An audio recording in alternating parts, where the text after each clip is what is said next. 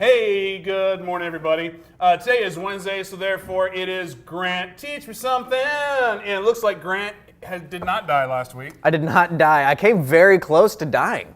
Of death. You died of death. I almost died all the way to death. So today... The flu. Nobody cares about your flu. Let me tell you about my flu. No one cares. I'm going to teach you about the flu. Teach me about the flu. Where did you get your degree? Google MD? I'm an MD. Today we're going to be talking about negotiation techniques. Get to the yes. Yeah. You know, I think, a lot of people in this business, they're always like, so how do I do it? And you're like, get a bandit sign, get a phone call, get an appointment, look at the house, run the numbers, know your numbers. But then what? Right. So but then what? Exactly. Here's the thing is I've always said this, that I would much rather have 5 leads and buy 5 houses than have 100 leads and not buy any houses. Well, of course. Right? So here's the thing is that you don't get the 5 leads, 5 houses situation if you don't know how to negotiate your way to a yes. That's the deal, right? Because people always, you're so concerned about the lead, you're so concerned about getting the lead, which you need. I mean, obviously, you've got to have those leads coming in. But if you don't focus on the negotiation aspect of it, you're not going to take it down. So, and I'm assuming this is not only for real estate. You could probably apply this to the used cars mill, all those, or whatever you're trying to do. That's one Dating. Yeah. Have you seen my wife? I have. Now I understand. Now you understand. Negotiation techniques on how to find the perfect partner. Woman, the perfect partner. So that's actually a very good point, and why negotiating is so important to study. And part of it is because, hey, negotiation, that's a worldwide, you can use these negotiations to get the perfect spouse. You can use these negotiations to get the perfect house.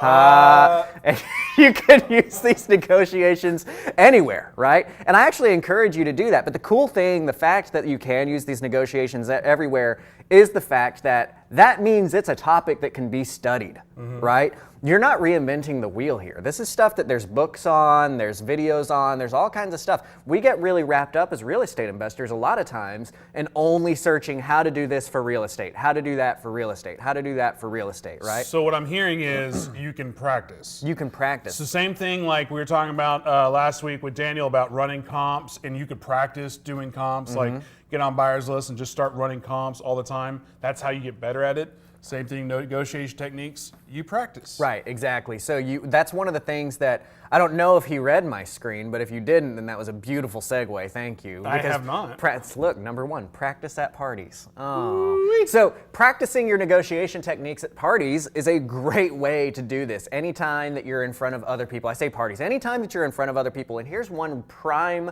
way to practice negotiations, kind of the core of your negotiating is see how long you can go without telling somebody a single thing about yourself. See how many questions and how long you can make that other person talk to you without ever telling them anything about yourself. Is that done by like asking questions? It's all open-ended questions, and it's all figuring out, saying, okay, hey, what do you enjoy doing? Like when I'm meeting somebody new at a party or in a social situation, I stay away from the what do you do for work, right? Like that's kind of a boring, in my opinion, what do you do for work? Well, whatever. Stuff. I say, yeah, I do stuff at Propelio. So I'll say like, what do you enjoy doing? What's your thing, right? Get them to talk. Because everybody loves to talk about themselves. They love to talk about themselves. So then the skill here is how can you start to tag on to certain things that they say and get them to expound on that, right? It's a big word. It is. It's my SAT word. So I can literally sit at parties, and sometimes it's kind of funny for me because sometimes I will go to, because we host a lot. I have a lot of people that come over to our house, and I will go an entire night and not have told anybody a single thing about myself. All I can think about is Grant being at a party or something and somebody saying, "What's your name? Just tell me your name." Good God, name. Man. That's a funny story. Let me tell you. What's your name? Sorry. But yeah, just try and get them to talk about who they are, what they're doing. The thing that we're getting at here is that when you're in a situation with a seller, the more they tell you, the more ammunition you have whenever it comes down time for you to give the pitch. And then also there's that rapport factor where Absolutely. Even though you haven't said a damn thing about yourself, hopefully you've said your name in a negotiation world, given a business card or something, but the more they talk about themselves, the more they feel like they're your friend. Right. And it's funny too because, I'm very successful in the social world. Like I got framed. people, they're like, man, I like that guy after we get done talking. And it's funny because I know in my mind, they don't like me. They have no idea who I am. They like that I gave them somebody to talk and that I showed interest in who they were, right? And so Come to think of it, I don't know a damn thing about you. like, wait a minute, hold on. You've been practicing me this whole time? So ask open-ended questions. Try and get so here's a couple just to get you started, right? Here's an open-ended question that I like to ask, and you can make any kind of variance of this, but this is just so that you can kind of get out of your shell and start to ask people questions instead of asking, what do you do for work in a social situation. Here's a good question to ask them. You can say, okay, it's Thursday night, it's 7 o'clock, your phone rings, someone desperately needs your help. Who is it and what do they need, right? And so that's kind of a fun, starts the conversation, gets people to talk. And then from that, the reason why I want you to ask that question is that they're going to tell you probably what their hobby is from that. If you ask me that, I'm going to say, well, it's somebody, it's a student of mine and they're trying to figure out how to buy a house, right? Subtle plug. And so that tells the other person, I'm in real estate, I'm teaching people how to do it, and that person, if they were you, should be able to cue onto that and be like, oh, okay, so you teach real estate. Oh, okay, so you're buying houses, that kind of thing. So that's what I want you to practice on. And see if you can get that time to get longer and longer and longer until literally you can go 30, 40 minutes just having the other person talk about themselves. And when you do that, that's going to be honing your skills, your active listening skills, which is one of the big negotiation techniques that you need to understand is active listening, which is surprisingly hard, to really listen to what people are telling you, not only verbally, but with body language and between the lines, what are they saying, so that you can pull out the information you need.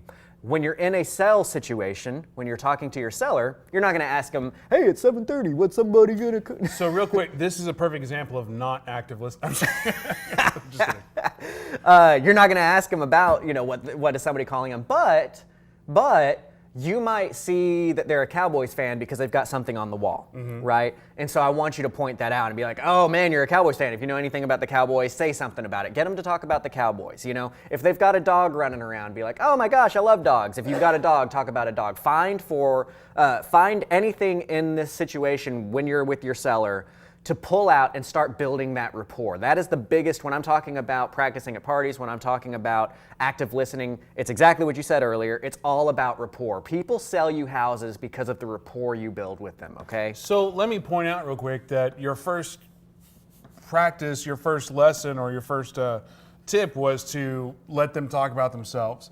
But then if the next thing you just said, and maybe they're conflicting or maybe they just build upon each other, is if they have a dog, you say, oh, I love dogs. Isn't that saying something about yourself?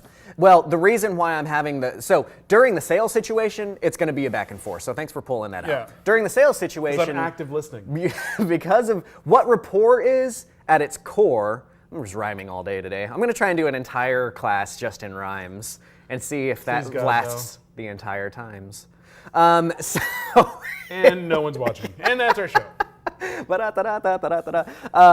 So rapport, what we're getting at with rapport is that we're finding a common ground that says, you like me because I'm basically you, right? That's really what rapport building is you're trying to make the seller understand, hey, we've got a lot of stuff in common here because I care about the things that you care about. That's rapport. When you're practicing at a party, what you're practicing is you're trying to practice that one skill of pulling information out of them. Because if I can pull information, if there's nothing about the Cowboys on the wall, there's no dog running around, but I've practiced at parties long enough to be able to pull information out of you, then I can tag on and be like, oxygen? So do I. So do I. We both breathe. Did you eat yesterday? Oh my gosh, so did I. So you got to build that rapport. Hey, I'm basically you.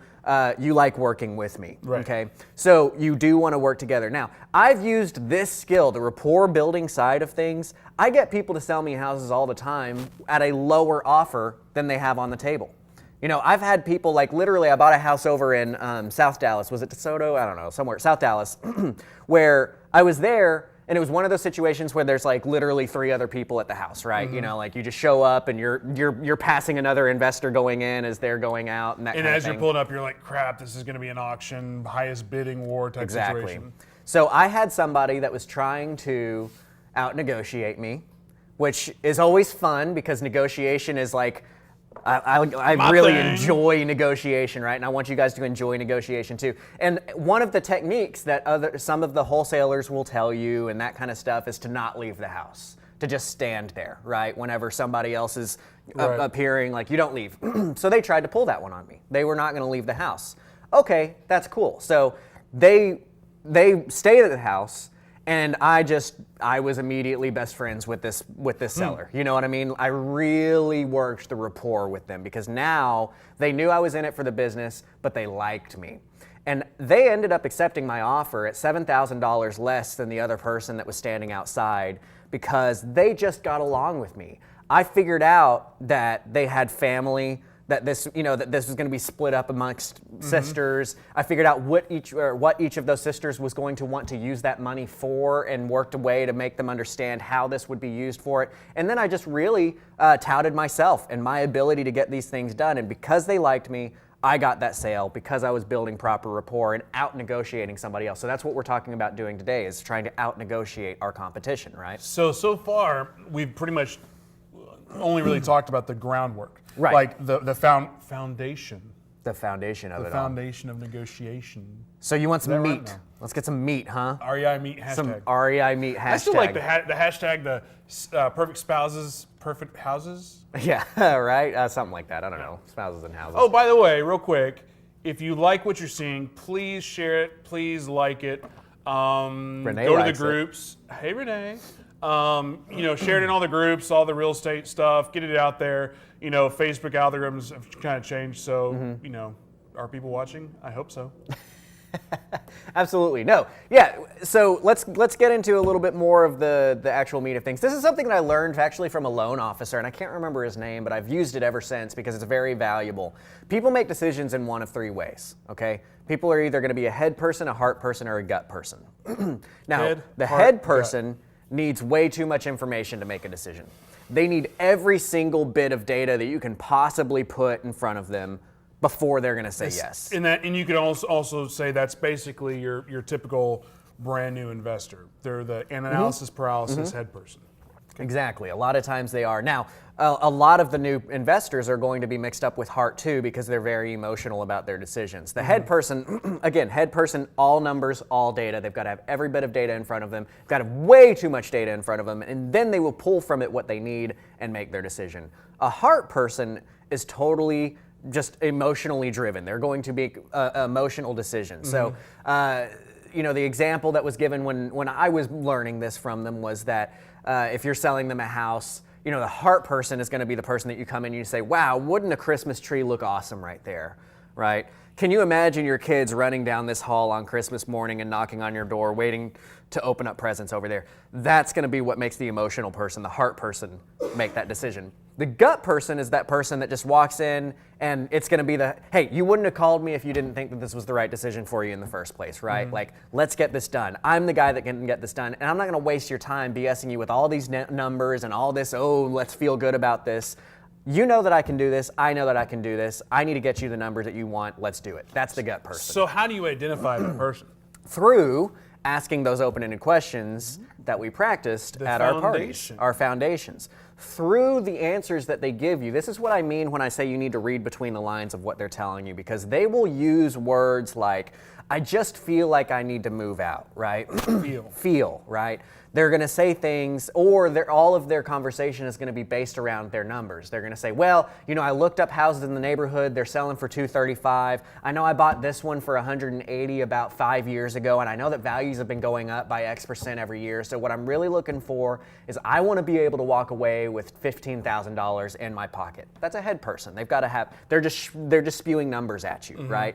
And the gut person is going to be that person that loses interest real quick whenever you're starting to give your pitch. And I think that's one of the big mistakes that a lot of new investors don't recognize in their sales pitch is they want to give all this information. They want to tell the person all this stuff. And what happens is that gut person, 99% of the time, they just start. They kind of cloud, and they're just they start looking at this thing over there. And that person just needs you to build rapport with them and say, I'm your person. Let's sign. Let's get it done. I'm the person. Let's stop wasting time with this. And what I was hearing just then about, especially the newer people, or even I think just human nature, we like to show off how much knowledge we have about a certain subject. It's like, oh, this cup is the best cup, whatever, blah, blah, blah. And the reality is a lot of people, if you're, like you're saying, the gut person, they just want to know that it holds coffee. Right. They don't care that it was made in whatever. Totally. They don't care about your knowledge. And that's the big principal aha moment with the head, heart, gut thing, is exactly that. Because here's the thing, you're not normal. You may think that you're normal. You may think because you make decisions the way that you make decisions, that's the way that everybody makes decisions at their core. But here's the thing, you have a 66% chance that the way that you make a decision is not the way that the person across the table from you is making decisions, right? Because if you're a head person, they may be heart or gut. If you're a heart person, they may be head or gut. So you need to define for yourself, what are you? Are you a head, heart, or gut person? Go ahead and I want you to comment here. Comment, are you a head, heart, or a gut person? I want to know what you are, because you also need to know what you are so that you don't get stuck pitching to other people with your pitch. There's been one student that I've ever had that I was unable to get to buy houses, and just they're never going to buy houses. They got out of the business, so I can actually put an end to it at that point in time. One student, and that is because she was a heart person. And she was doing this because she wanted to provide for her family, she wanted to set something up, and she could not get away from pitching people with that. And you want to know what makes it feel like a used car salesman? You know, we all know about that, like, used car salesman feel. The used car salesman feel occurs because they're pitching you with the wrong section. The used car salesman feels sleazy because you're a head person and they're pitching heart, or because you're a heart person and they're pitching gut, right? Because the heart pitch works for a heart person. Saying, think about how beautiful this Christmas tree would be over here, is a great pitch for a heart person. Right. But if you're a head guy and I don't say, care, just give me the number. Yeah, stop giving me this bull crap about Christmas trees. Are you freaking kidding me? That's so dumb. Yeah, this guy over here is giving me 10 grand more. What are you going to bring to the table? A Christmas tree? Yeah. So that is what causes that feeling of a sleazy car salesman. It's pitching in the wrong way. And I'm glad that I see a lot of people. So we've got comments here saying that we've got a lot of people that are two things: head, gut, head and gut, gut and head. You do have a primary, a secondary, and a tertiary decision factor. Okay, you do have your like mostly head person, but when you've got a tiebreaker, it's going to be made because of your heart. Right, you're mostly a gut person, but when you have that tiebreaker, it's going to be because of your Trying head. to identify what I naturally am from a consumer standpoint. A lot of times I don't care. Like in the real estate business, when as far as like your title companies, your insurance companies, your GCs, like I don't care. Just tell me it's going to work. So I guess that would be a gut. That would be a gut person. So let me ask you this. This is a real good way for you to determine what you are. Is think about the last large purchase that you made, okay? So I think yours was probably your Range Rover, right? You probably, let's sell Ryan out a little bit, Mr. Fancy over here. I don't have a Range Rover no more. So think about when you bought that vehicle. When you went into the place, had you already researched all your options of different vehicles? No. Okay, when you went into the place, did you just kind of show up and be like, man, I want a new car, and then you saw that one, you're like, that one's badass, and you walked out with it? It was probably that one, but to be clear, disclaimer, it was used, and this was years ago, and I no longer have a Range Rover. I drive a Ford Edge because I'm more responsible nowadays. Bastard. But it was a big purchase. Yes, and that's it what was we're getting expensive, at, right? yes. So in your big purchase mentality. Yeah, and I get what you're saying. Like when it comes to cars, I'm like, ooh, sexy, buy it. Right. And when you say, ooh, sexy, buy it, are you saying, ooh, sexy, buy it because, man, it's going to feel awesome. You're imagining yourself sitting in it and driving with the top back or the windows open. Is that why it's ooh, sexy? Because you're imagining how awesome it would be to drive it? Or is it like, that's awesome, I want it? Typically, that's awesome, I want it. So like, you're a gut person. Like engine size. I mean, I know we're going off the rails in specific. Well, we're not, because I want people to understand. Yeah, because like automotive, I don't know anything about cars. Yeah. I just know it's like my car of choice that I would want to buy right now would be like the GMC Denali truck thingy. And I almost bought one a couple years ago, but my license was expired. They wouldn't let me.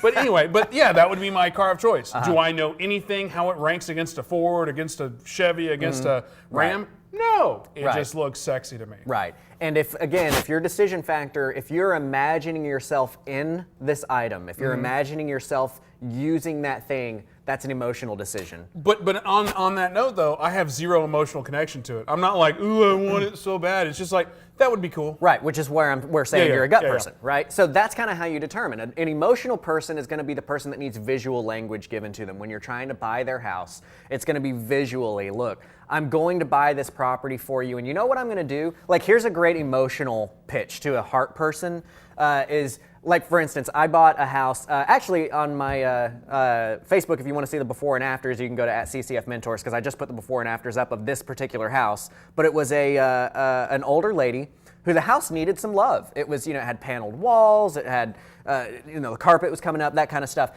And she was very emotionally attached to it because she bought that house when it was built in 1970, whatever. She had lived there for however long. So my pitch to her was, I'm going to come in here and give this house the love that it needs. I'm going to be the guy that comes in here and it's great. It's obviously livable. You're living here. It's perfectly fine. But there's some updates that could be done to it.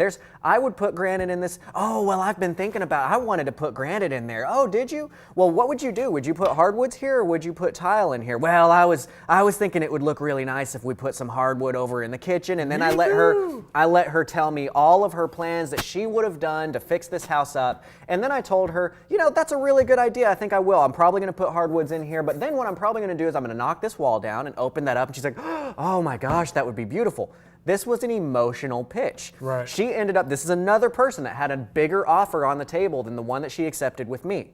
Because I connected with her and I understood she was a heart person, and I bought that house because I told her how wonderful I was going to make that house look once she sold it to me. And on that, if somebody gives you an easy layup by saying, I really can't bear the thought of this becoming a rental, well, guess what? It's never going to be a rental. Well, sorry, lady, because I'm renting this thing tomorrow. Well, I'm just saying, it's just like, I didn't want to sell it to that other guy because he was going to rent it out. Right. And I don't want to do that to my neighbors because there is a stigma against rentals. Yeah. And I think it's important, just as a caveat there, to stand by your word. If you say that you're not going to rent it, don't rent it. Go out and flip it or wholesale it or do something else. Of course. Stand by whatever you're saying, but shift your pitch around. Like he said, that's a layup for you. You know that they're saying no to somebody else, and that, again, between the lines, they're saying, if you want me to say yes to you, it's because you're not going to rent this house. Thank you, Grant, for making me look like the asshole. Like I'm going to go against. No, I'm not. I'm just clarifying that so that people fully understand. Another example from that same exact house that I'm talking about, where she was a heart person. She was heart and head. Okay. She also was the person that said, I gave her my offer, and in my offer, I always tell people, I always tell people, when they're a head person, I tell them exactly what it's going to be worth whenever I fix it up. I tell them, once this house gets fixed up, it's going to be worth $235, blah, blah, blah, blah, blah, and then I go on. That's part of the head pitch, is you're giving them data, right? And don't be afraid to give them real data. Too many of the investors out there are afraid to give real data saying what it's going to be worth, how much money they're going to put into it, what they want to buy it for, because they're afraid of the seller knowing that they're going to make money on it. But the seller wants to know that you're going to make money on it. They're okay with that, so don't shield that from them. So what I did is I told her, when I fix this up, it's going to be worth $235. Well, ding, ding, ding, she was a head person, and that triggered. She said, oh no, the house up the street just sold for $255.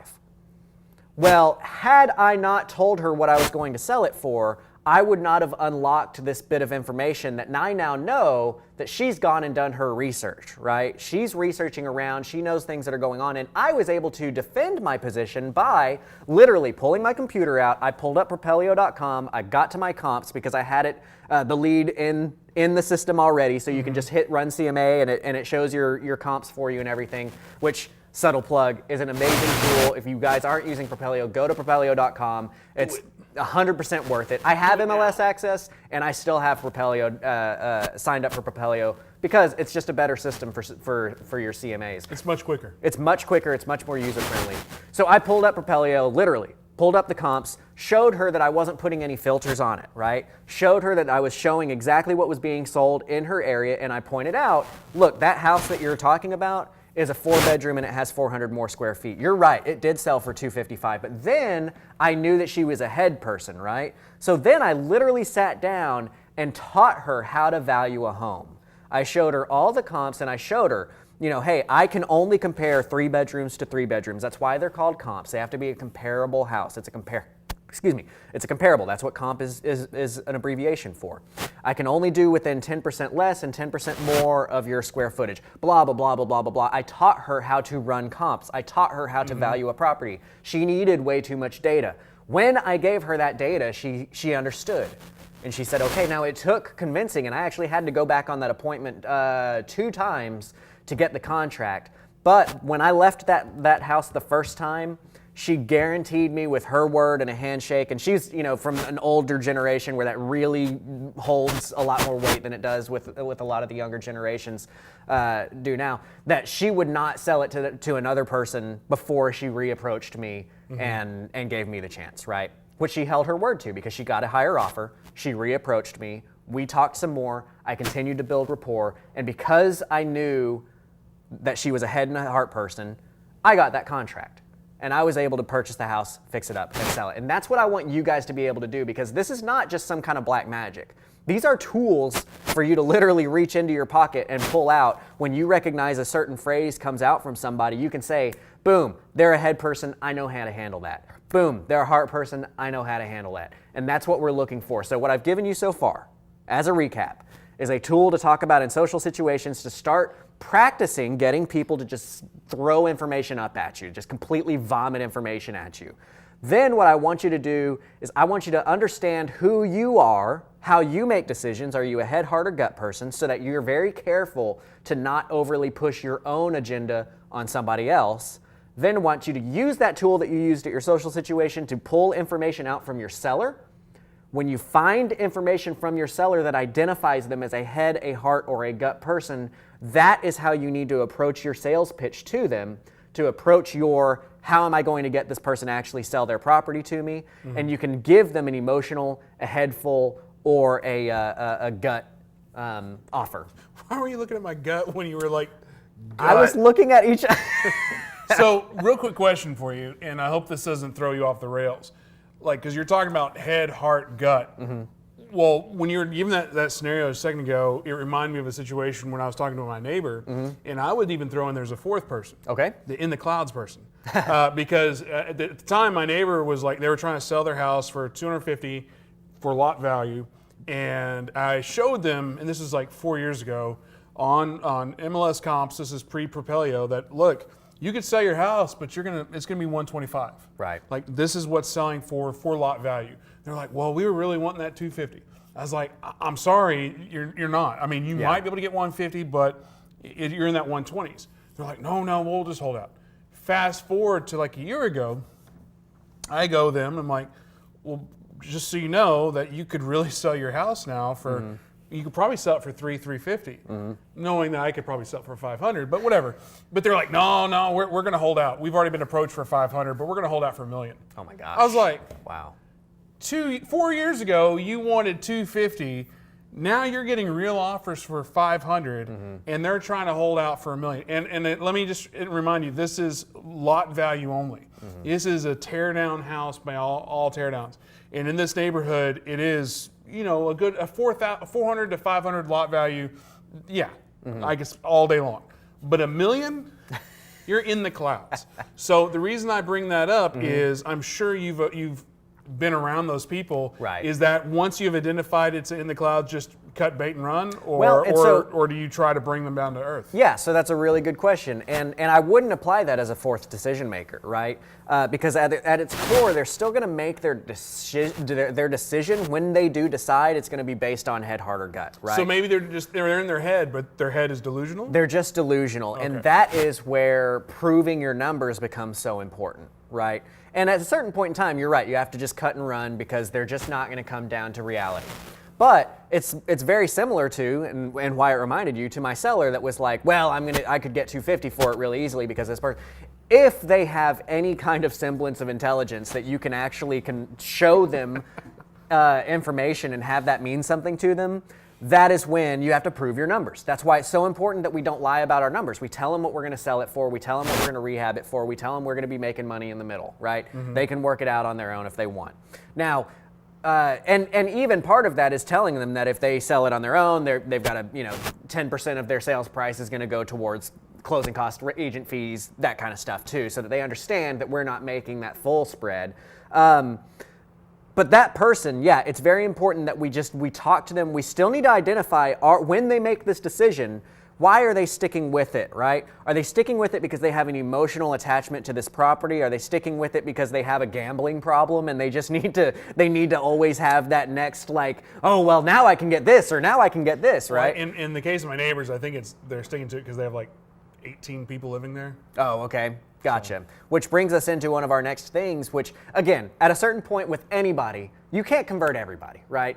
I have a huge conversion rate because I study negotiations and it's a really big, important part of what I do. My conversion rate's in the 70s, 80% range. Real quick, what's that book that you love? I love Influence, The Psychology of Persuasion by Robert Cialdini. And I'll drop a link after this in the description. So. It's a wonderful, wonderful book to help you with understanding why people actually say yes, because it's not anecdotal. It's an actual doctor that studies psychology and gives you real scientific reasons as to why people actually say yes. So that's the foundation of a lot of my negotiations. Most of my negotiations come off of that. But what we're talking about here is we don't care what people want. We care why people want what they want, right? I don't give a crap what you want, seller. I want to know why you're asking me for that thing. If you can figure out why they're asking you for what that thing is, then you can attack the core. It's like Inception, right? For those of us who have seen Inception, they had to go inside and inside and inside and make them feel like they were the one that came up with the idea and kind of, right? They didn't need to attack the issue at hand. They needed to get behind that issue and let that person come to the conclusions on their own.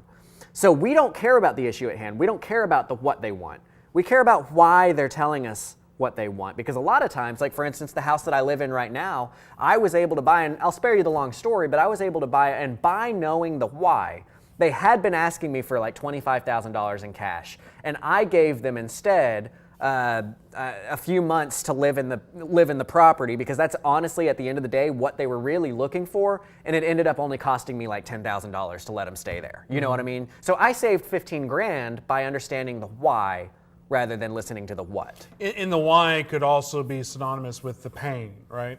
Yeah, the why, what's the their pain point? Same thing. Because they're going to ask you for something, but they are only asking that because that's the idea that they had to fix their why.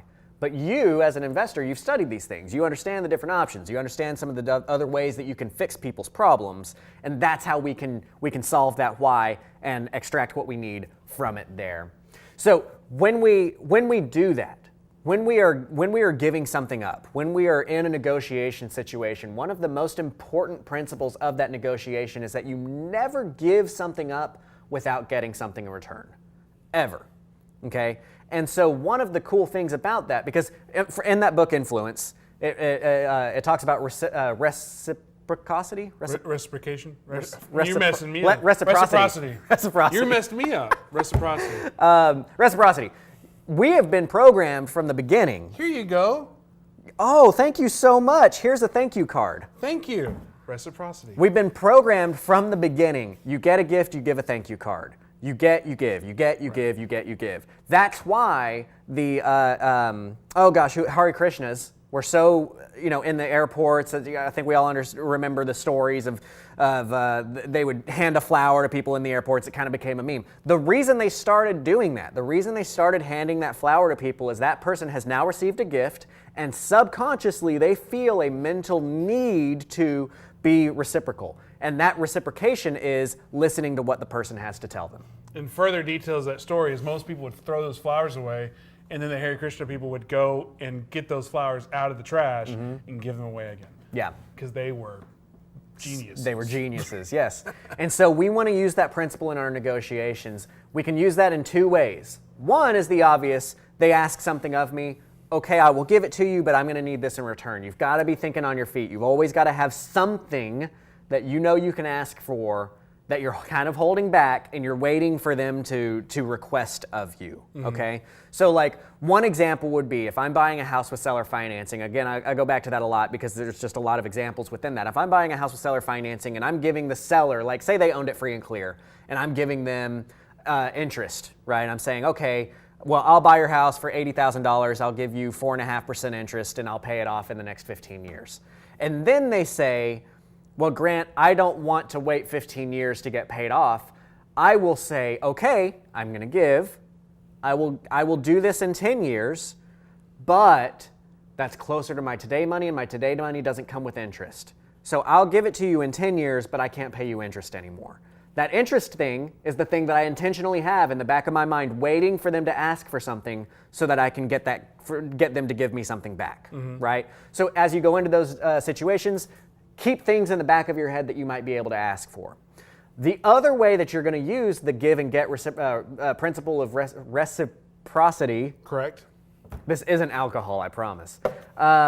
Is It's nothing. It looks like an empty cup. it's a little bit empty. I got like a drink. I'm saving it for a very particularly Special. dry, Okay. a special drink. The other way that you're going to do that is you're going to literally tell them, I'm giving you this.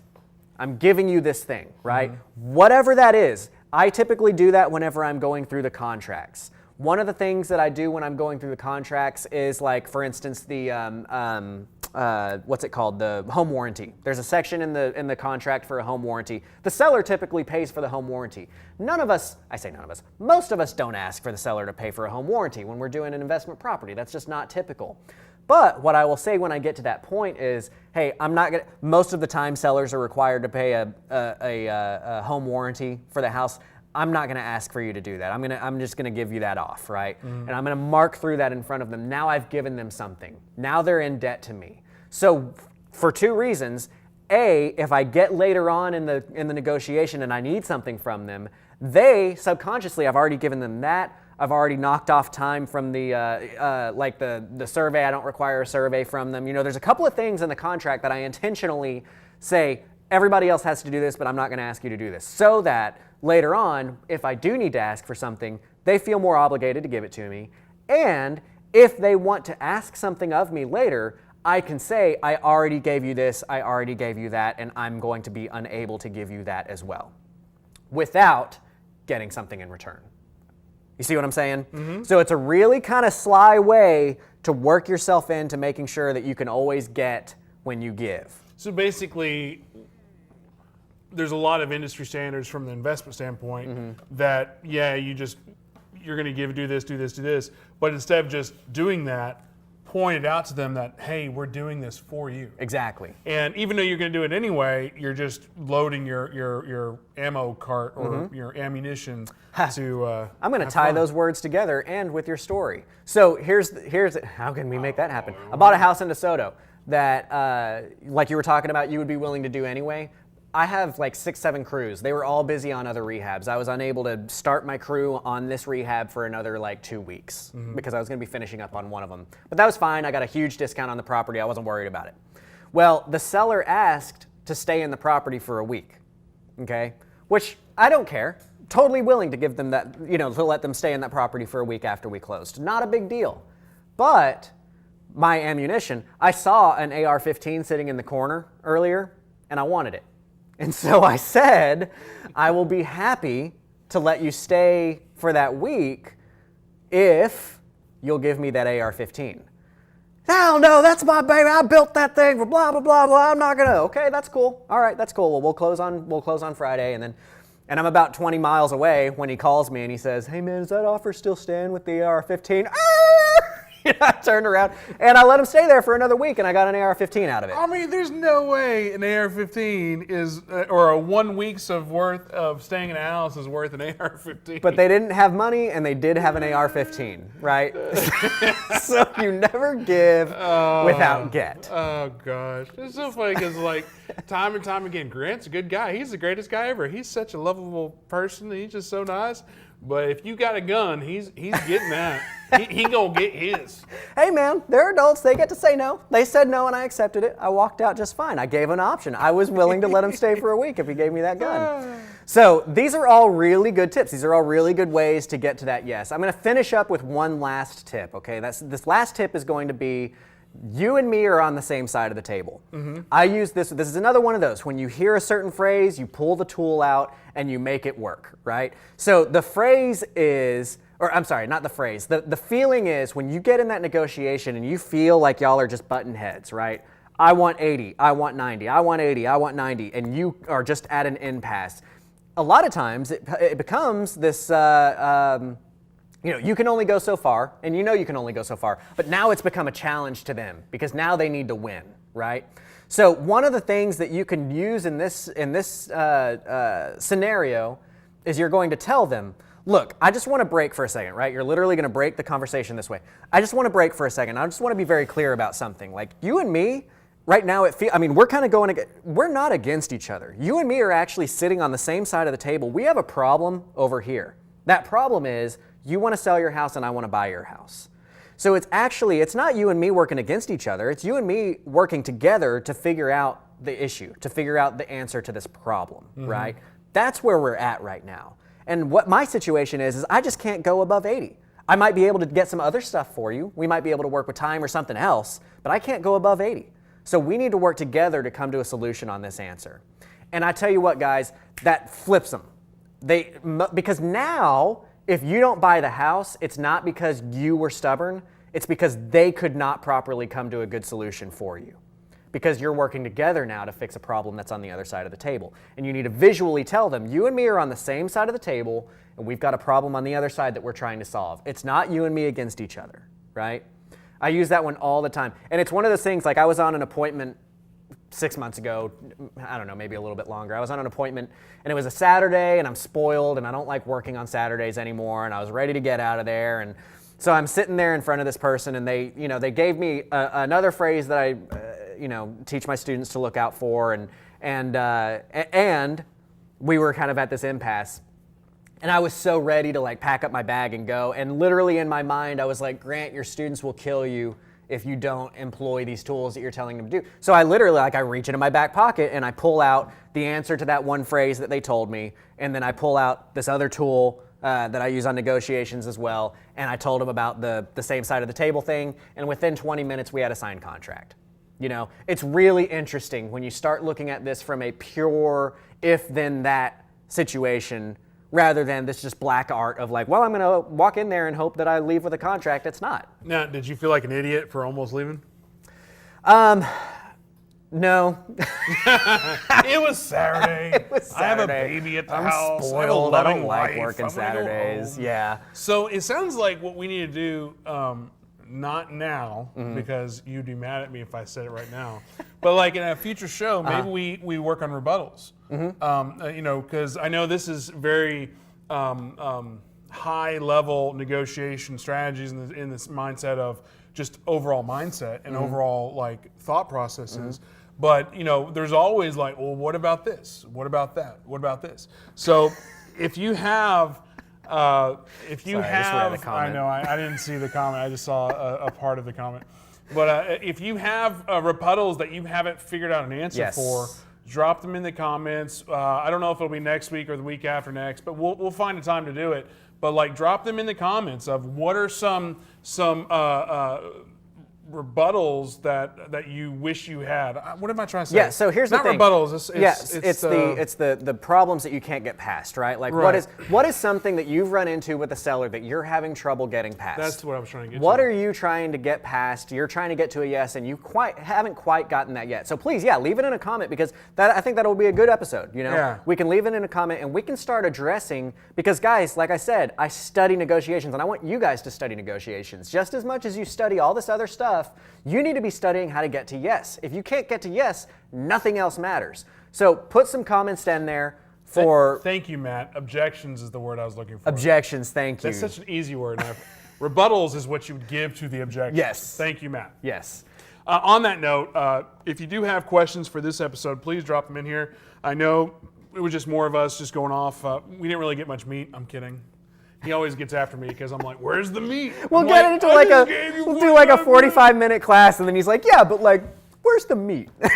Just talk for 45 minutes. But if you have questions or thoughts, drop them in here. We'll wrap it up here. Again, Matt, thank you for the objections. Can I take a minute to brag on Propelio? Since I don't work for Propelio. Might as well. I want to be very clear with this, guys, and we've talked about this before. I don't get any kind of financial Preciosity from Rewarded. I don't get any kind of financial reward from Propelio. It really is. It's just a product that I believe in, and I align with their mentality. Daniel and the whole company here has a mentality of wanting to put real, actionable information in front of people because there's not a lot of other places that are doing that. And I want to be very clear to you guys that they've got this mentality, and they're very big on it, and they really want to put that out there. But what keeps the wheels turning is Propelio.com, and that's a product that I agree with 100%. Like I said, I use it, even though I've got actual MLS access. You guys should be checking it out. If you're not already a member of Propelio, not only do you get the MLS access, but you also get leads, and they're real leads. People think that if it's a lead coming from a piece of software, it's not a real lead. But those are people who did not see me kick the crap out of Daniel for like 6 months when I found out that he was going to be giving these leads out for free to his members. And like 3 months after it was out, like, what the hell are you doing? These are the leads that we buy all our houses from. But because he's got such a drive to get real stuff in front of real investors and really give you guys a chance to succeed, he's giving it away for free. So I wouldn't if it was me, but he is, Propelio is. So go, Propelio.com. It's 100% worth the cost because it is just incredibly valuable to have real MLS comps, have a real way to track all your leads, have a real way to get leads. It's an awesome piece of software. Well, thank you for that not so subtle plug. Entirely not subtle. Okay, now let's redirect to you. CreativeCashFlow.com. What is that? Yeah, so CreativeCashFlow.com. Again, we share the same mentality of we want real and actionable information in front of investors. CreativeCashFlow.com. I've seen a lot of people get burned by a lot of other courses that you pay all this money and then all you get is a pat on the butt and a lot of rah-rah and a lot of fluff. And it's got a picture of them washing their Lamborghini in front of their big old house that they rented both of to make you feel like you can make that much money. And that's not what we're about. I want to get real education in front of you. So stuff like we're doing in these Grant Teach Me Somethings, these Grant Teach Me Somethings are literally me driving in the morning being like, you know what, I think I'm going to talk about this. This is on my mind today. You're not supposed to tell everybody we wing the hell out of it. But in CreativeCashFlow.com, there's a curriculum you actually go through, and I really, really teach you to start to finish all the meat on how to do seller financing. So check me out, CreativeCashFlow.com. You can join. There's a 7-day free trial. I don't care if you go in, watch a bunch of videos, and cancel. I dare you to, because I don't think you will once you see everything that's in there. But yeah, check it out, CreativeCashFlow.com. And you know what I love about that statement? I got him to start saying meat a lot more. You did? You said meat. And if you're in San Antonio next Monday or this Monday or whatever 6, 5, 4, 3 days from now is Monday, February 26th, we're going to be at the Carver Community Cultural Center from 5-ish to 11-ish. We're doing the San Antonio RA Media. No, I'm all messed up. Grant's going to be there. I'm going to be there. We're going to have a lot of people there. If you're in Houston and you're in Austin and San Antonio, in March, we're doing the Propelio Road Show. So we'll be in Austin on March 26th. Bring your deals. Yeah. They'll tell you what they're worth. Don't bring your antiques. March 26th is a Monday. We'll be in Austin. Tuesday, 27th, we'll be in San Antonio. And Wednesday, 28th, we'll be in Houston. So, but think about that next month. For now, let's just talk about next week, San Antonio RA Meetup on February 26th. We'll see you there. Doesn't look like anybody had questions. Looks like it's pretty straightforward. Awesome. My girlfriend wants a $150,000 ring. Ain't gonna happen. Ever. So, any parting thoughts? No, I just appreciate you guys being here. I do want to get comments for, objections that you're having trouble getting past. And if you guys have ideas or thoughts of things that you would want to learn in future Grant Teach Me Something episodes, please comment them as well, because I'd love to address topics that you're directly interested in. So thanks for being here. We appreciate your support. Don't forget to go to Propelio.com, check them out, CreativeCashFlow.com, and we'll see you in a few days on Monday. We'll see you on Monday, and then next Wednesday, we'll see you for another episode of Grant Teach Me Something, and he's not going to leave me hanging, he's going to be hanging.